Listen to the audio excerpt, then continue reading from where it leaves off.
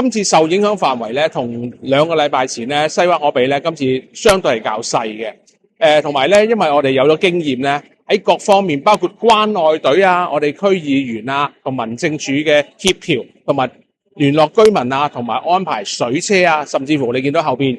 有咁多嘅支裝水俾居民咧可以飲用啦。咁所以咧，現時咧居民嘅反應都係相當好嘅。而今次咧，由於好早就已經發現咗個喉管邊度爆裂同埋滲漏咗水出嚟啦，咁所以咧就用咗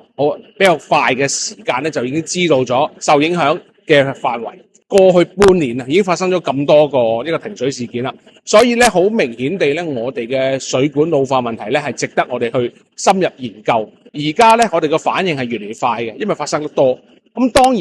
然係比慢反應好啦，但係我哋希望嘅係水務署可以積極研究下點樣可以根治嘅問題。但係因為我哋作為區議員咧，我哋會發現咧，譬如今日 A 位爆咗之後咧，過一排咧